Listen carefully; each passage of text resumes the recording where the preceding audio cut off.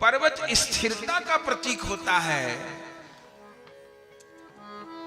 पर्वत स्तंभन का, पर्वत स्थिरता का प्रतीक है। और वो सती जो कि कहीं कथा के प्रति वो श्रद्धा नहीं रख पाई थी, उनको देह छोड़ना पड़ गया। और फिर जब वो शैलपुत्री के रूप में हिमालय राज के यहां कन्या बन के आई, तो राम कथा कौन ने सुनाई, किसको सुनाई? अरे राम कथा भोले बाबा ने सुनाई और पार्वती जी को सुनाई है। ये 9 दिन राम कथा क्यों होती है, क्या कारण है? कारण यह है पार्वती जी ने 9 प्रश्न किए हैं और 9 प्रश्न के उत्तर में भोलानाथ नभान पारायण सुनाए। ये तो कारण है। तो भवानी शंकरो वंदे श्रद्धा विश्वास रूपिणौ, श्रद्धा की शक्ति। अब मेरे ऊपर कोई राक्षस तो चढ़ाई कर नहीं रहा कि वो देवी मैया सिंह पे बैठ के आ गए, खड़ग लेके, तलवार लेकर के, त्रिशूल लेकर के। तो वो जो दुर्गा भवानी है, अष्टभुजा दुर्गा, वो मेरे लिए किस संदर्भ में है उनकी शक्ति सार्थक, कि वो देवी दुर्गा श्रद्धा की शक्ति बन करके मेरे जीवन में प्रकट हो। मेरी श्रद्धा कमजोर रह गई तो मेरे साधन सफल नहीं होंगे। कितने ऐसे भाई बहन प्रश्न पूछा करते हैं कि महाराज कथा सुनते बहुत दिन हो गए, नाम जप करते बहुत दिन हो गए, ऐसा करते पाठ करते बहुत दिन हो गए, लेकिन मेरे जीवन में परिणाम नहीं आ रहा। तो उसमें कई चीज चेक करने लायक हैं। उसमें एक फैक्टर ये भी होता है कि ये देखे कि श्रद्धा तो कमजोर नहीं है। माने नाम जप कर रहे हैं बिना श्रद्धा के, चलो खाली बैठे थे, चलो राम राम ही कर लो, बुरा तो ये भी नहीं है, बहुत अच्छा है। लेकिन जैसा परिणाम चाह रहे हैं वैसा परिणाम नहीं मिलेगा। इसलिए कीर्तन हो रहा है और यहां आकर के कोई भोजन पानी करने लग जाए तो ये अपराध है। अच्छा, इसका अर्थ ये नहीं कि हम लोग प्रसाद पाते हुए नाम जप नहीं कर सकते, कर सकते हैं, लेकिन नाम की अवमानना न हो जाए। तो नाम जप किया, नाम कीर्तन किया और वैसा परिणाम नहीं आ रहा, उसमें अनेक कारण हैं। उसमें एक कारण यह है कि कहीं बिना श्रद्धा के तो नहीं हो रहा। कथा श्रवण करते बिना श्रद्धा के करते,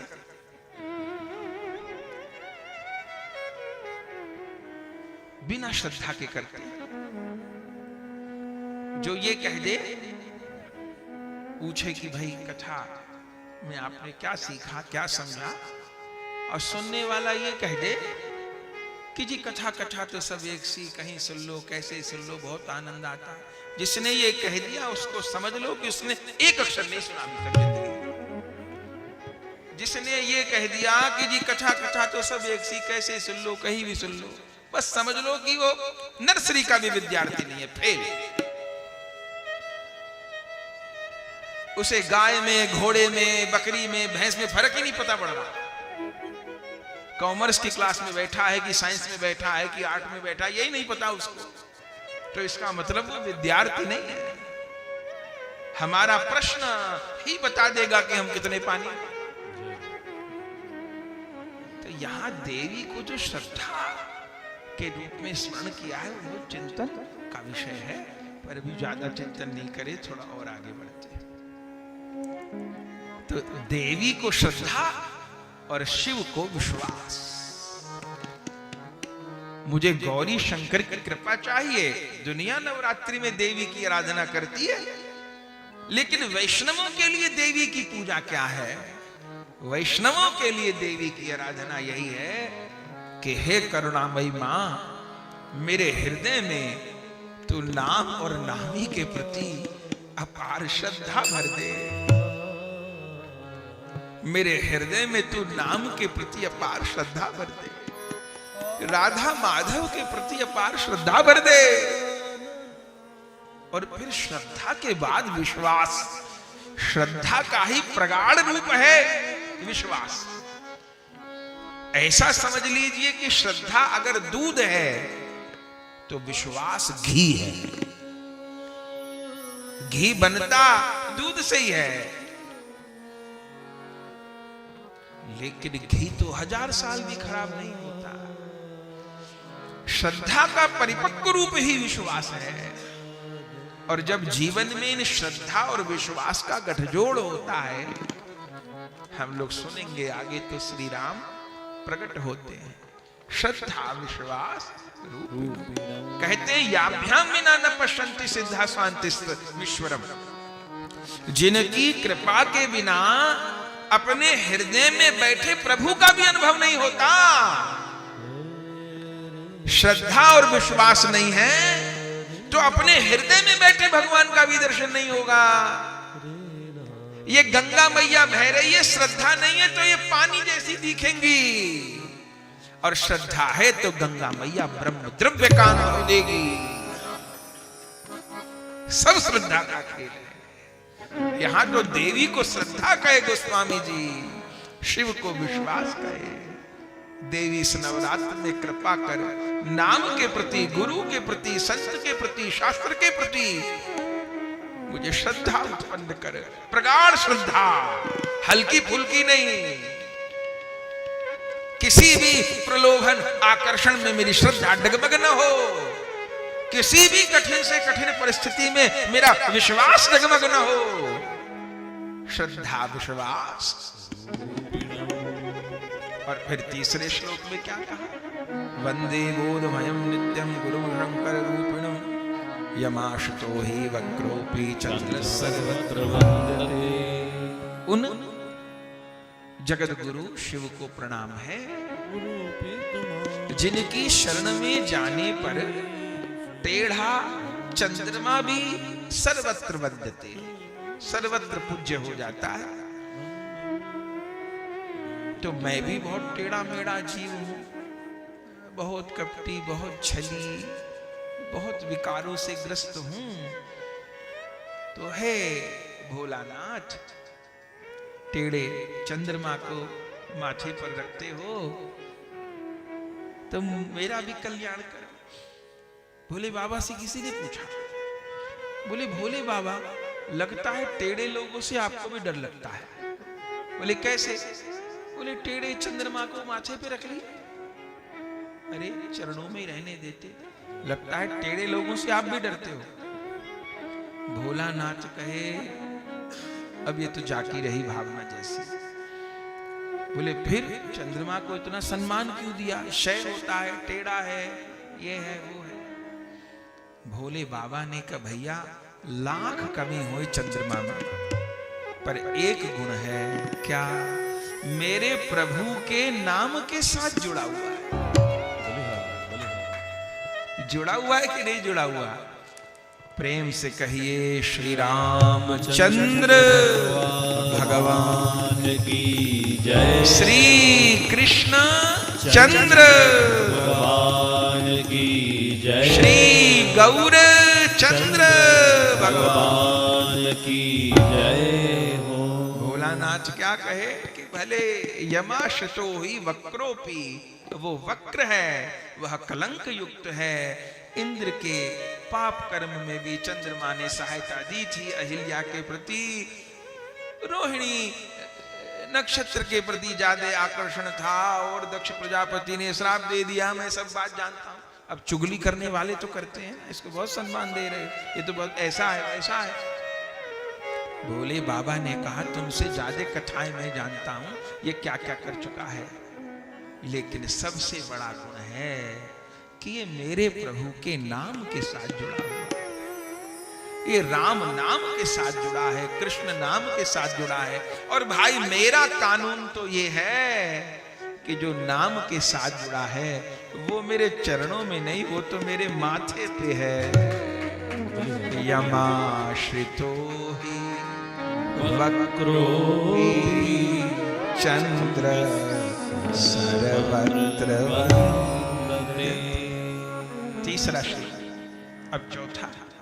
सीताराम गुणग्राम पुण्यारण्य विहारिणौ वंदे विशुद्ध विज्ञानो कवीश्वर कपीश्वर। गोस्वामी जी की उपमा देखिए। वाल्मीकि जी और हनुमान जी को प्रणाम करना है। क्या कहते हैं? मैं उन कवियों में श्रेष्ठ वाल्मीकि जी और कपियों में श्रेष्ठ हनुमान जी को प्रणाम करता हूं, जो सीताराम गुणग्राम पुण्यारण्य विहारिण, जो श्री सीताराम के गुण रूपी वन में विहार करते हैं। श्री सीताराम के गुण रूप। अब हमारे भीतर कवित्व शक्ति है, तो उस कवित्व शक्ति का लाभ क्या है? संसार में बड़े बड़े कवि हुए, बड़े बड़े गायक हुए, लेकिन जिन्होंने भगवान की सेवा में, भगवान के यशगान में अपनी कवित्व शक्ति का अथवा अपनी गायन शक्ति का उपयोग नहीं किया, वे तो बस कहां से आए और कहां चले गए खबर नहीं। लेकिन वो धन्य हो गए जिन्होंने अपनी वाणी का उपयोग भगवान के ही जसगान में किया।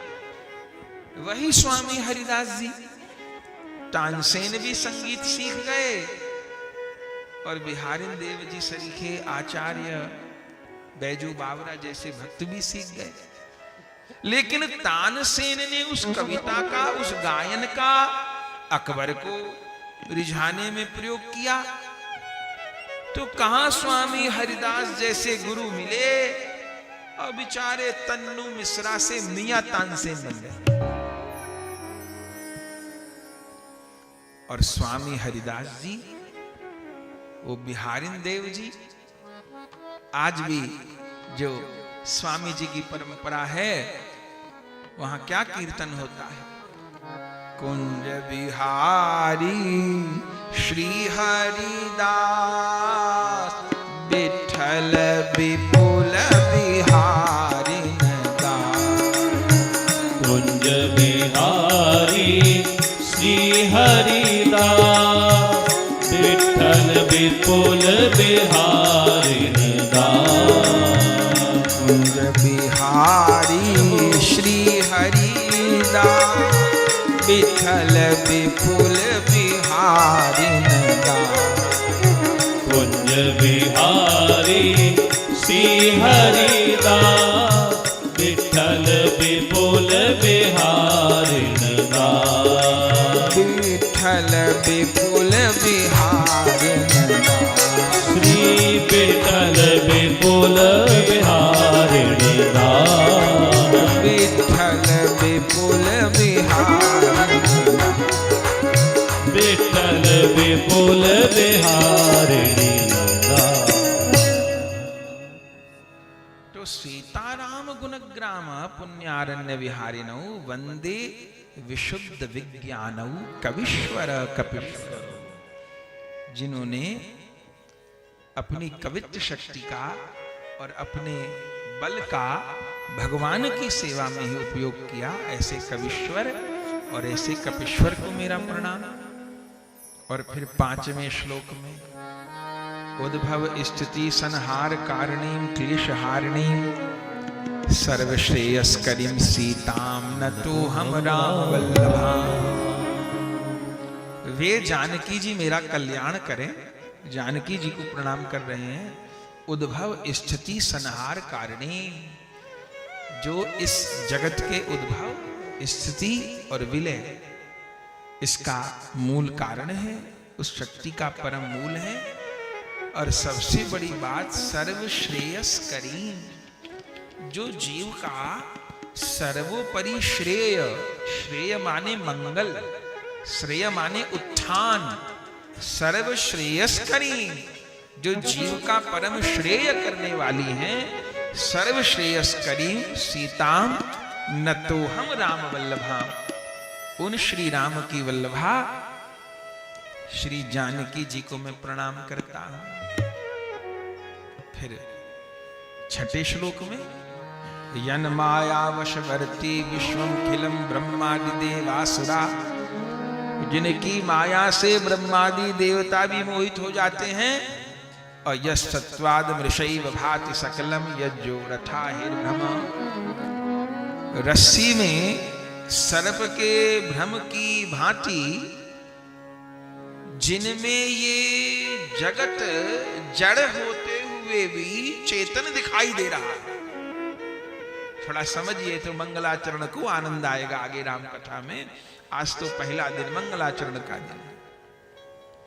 यश सत्वाद मृषैव भाति सकलम रज्जो यथा हिर्भ्रम, भ्रम जैसे रस्सी में सांप का भ्रम हो जाए। सांप नहीं है, अंधेरा था, रस्सी लहरा करके पड़ी थी और सांप सांप सांप सांप सांप सांप कह करके आदमी डर गया, गिर गया, बेहोश हो गया भ्रम के कारण। तो जैसे रस्सी में सर्प का भ्रम हो जाए, ऐसे ये जगत है तो जड़, लेकिन जिन प्रभु में दृश्यमान होने के कारण चेतन दिखाई दे रहा है। समझने की क्या बात है, इस संसार में जो कुछ भी सुखद है, चेतन है, सुंदर है, वो प्रभु के ही कारण है। जो कुछ चेतन है, ये गंगा मैया भी बह रही है तो ऐसे नहीं बह रही, कहीं मोटर पंप लगाया है क्या? आप बताइए, कोई जल बहा के दिखा दे, कोई घर में जल बहा के दिखा दे।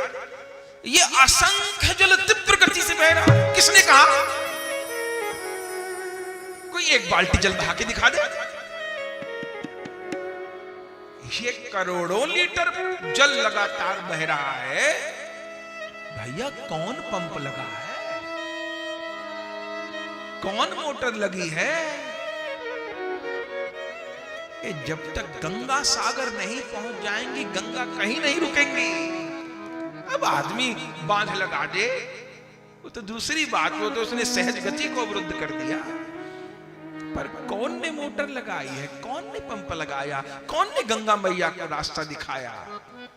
यत् सत्वाद मृषैव भाति सकलम रज्जो यथा हिर्भ्रम, जिनकी शक्ति के कारण ये जड़ जगत भी चेतन अनुभव होता है। ऐसे तो जल अचेतन है, बाल्टी में जल कहीं नहीं बहेगा, लेकिन जैसे उनमें प्रभु की शक्ति आ जाती है, वो जल गंगा बनते हैं, तो अविरल गंगा की धारा बह रही है। गंगा तो हम जीवों ने किया है, गंगा मैया तो परम निर्मल है। उन प्रभु को मेरा प्रणाम। और यद पाद प्लव मेक मेवही बवाम्बुदे स्थितिरशावताम, जिनके चरण कमल इस जगत में भवसागर पार होने के लिए नौका के जैसे हैं। वंदे हम तम शेष कारण परम रामाख्यमी समहरिम, उन सब कारणों के मूल कारण श्री रघुनाथ को मेरा प्रणाम। कितना सुंदर मंगलाचरण। और फिर 7वें श्लोक में कहते हैं, नाना पुराण निगमागम सम्मतम यत् रामायणे निगदितम कवचितन यतोपि स्वांता सुखाय तुलसी रघुनाथ गाता भाषा निवंदमति पंजुल मातनोति। मेरी ये जो रामायण है, गोस्वामी जी कहते हैं, ये नाना पुराण निगमागम सम्मतम यत्, जितने भी पुराणों में, वेदों में, उपनिषदों में श्री राम का जस गाया गया है, उस सबको मैंने अपनी रामचरितमानस में लिया है। और रामायण ने निगदितम कवचितम यतोपि, वाल्मीकि रामायण से तो लिया ही है। तो मैंने समस्त पुराणों से, वेदों से, उपनिषद से, महाभारत आदि ग्रंथों से, वाल्मीकि रामायण से, सबसे एकत्र करके इस ग्रंथ का शिव की कृपा से सृजन किया है। क्यों किया है? इसलिए कि लोग सुन करके वाह वाह कहें। जिन दिनों में गोस्वामी जी ने रामचरितमानस जी की रचना की, उन्हीं दिनों में केशव कवि नाम के भी एक कवि हुए, बड़े अच्छे थे वो भी, केशव कवि। उन्होंने रामचंद्रिका करके एक ग्रंथ का सृजन किया। और किस लिए किया? गोस्वामी जी के मुकाबले में। जैसे आजकल क्या होता है कि जो गीत ज्यादा प्रसिद्ध हो रहा है तो हर गायक वही गाने लग जाएगा, उसका प्रेम उसी गीत से हो जाएगा, उसका गीत से प्रेम नहीं है, उसको तो वायरल होना है। तो जो उड़ान चल रही है, जो गीत चल रहा है, उसी को सब गाने लग जाओ, जाने किसके कंधे पे सवार होके मैं भी प्रसिद्ध हो जाऊं। तो जिस समय रामचरितमानस जी उड़ान भर रही थी, सारे जगत में प्रसिद्ध हो रही थी, केशव कवि ने भी रामचंद्रिका लिख दी और बड़ी अच्छी लिखी। हमने तो थोड़ा सा उसको पढ़ा है, पर बस ऐसे ही समझिए कि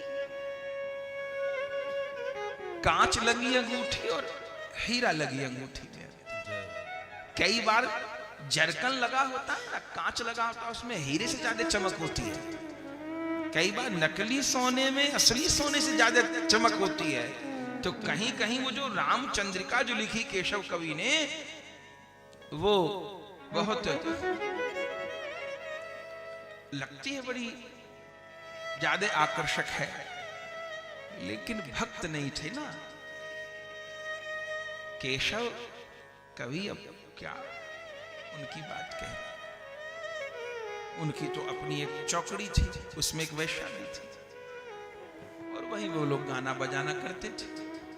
और भगवान से विमुख होकर के जीव की कितनी दुर्गति हो सकती है। इतने वो लोग अपनी मंडली में आसक्त हो गए, एक बजाने वाला था, एक गाने वाला था, एक संगीत का था, एक वैश्या भी थी उसमें। इतने आसक्त हो गए, खाते पीते थे, गाते थे, सब काम करते थे। बोले यहां तो हमारी मंडली जमी हुई है, मरने के बाद जो है हम लोग बिछुड़ जाएंगे, कोई कम मरेगा कोई कम मरेगा, तो हमारी मंडली बिछड़ जाएगी। ये सत्य घटना आपको सुना रहे हैं। जाने कौन भूत उनको सवार। पांचों ने कहा हम सब लोग एक संग आत्महत्या कर लेते। तो पांचों मिलके यही होगा कि ज्यादा से ज्यादा भूत प्रेत बन जाएंगे और फिर अपना वो गाना बजाना खाना पीना जो भी करते थे वो करेंगे। अब भक्त तो थे इतने बड़े कवि और सब लोग एक साथ आत्महत्या कर ली, वैश्या ने भी कर। अब क्या हुआ? भयानक प्रेत बन गए और सारे जिंदगी गोस्वामी तुलसीदास जी का वो विरोधी करते रहे, माने जलते रहे उनको देख के कि रामचरितमानस इतनी प्रसिद्ध है, मेरा ग्रंथ क्यों नहीं हो रहा, जबकि बहुत अच्छा मैंने लिखा है। और पैसे वाले भी लोग थे, उनके राजा भी आते जाते थे, उन्होंने तो प्रचार भी बहुत करवाए, लेकिन वो हुआ ही, मर के प्रेत बन गए। आखिरकार रोकर गोस्वामी जी को ही स्वप्न दिया और कहा जिंदगी बीत गई आपका विरोध करते करते, तमाम मैंने नाटक कर लिए, अब प्रेत बन के धक्का खा रहा हूं, गोस्वामी जी उद्धार करिए। तब फिर गोस्वामी जी उनका उद्धार किए। वो तो महापुरुष कुछ भी कर सकते हैं। तो केशव कवि तो क्या कह रहे थे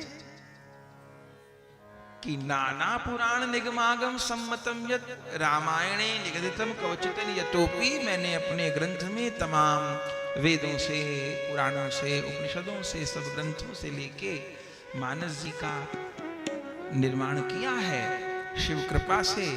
लेकिन क्यों? ये सबसे बड़ी बात है। क्यों?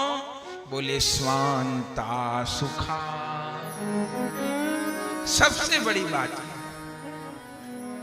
हमको कथा कह के सुखा रहा है कि नहीं आ रहा, प्रवचन करने नहीं बैठे हुए, अपने कोई कथा कहने में बहुत सुखा है। सुनने में तो आते ही होगा सबको, पर कल को कोई ये भी कह दे कि महाराज नहीं आनंद आ रहा हमको आपकी कथा सुनने में, तब भी मैं पीछे नहीं हटने वाला, क्योंकि मुझे बहुत आ रहा।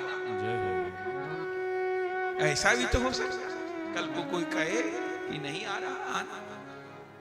हम लोग छोटे थे, सत्संग तो छोटेपन से करते, इतने समय से तो हमारे सुरेश कृष्णदास जी देख रहे हैं, तो हम जाते कीर्तन करने, हम गाते निताई गौ राधे श्याम, लोग कहते मिठाई गौ राधे श्याम।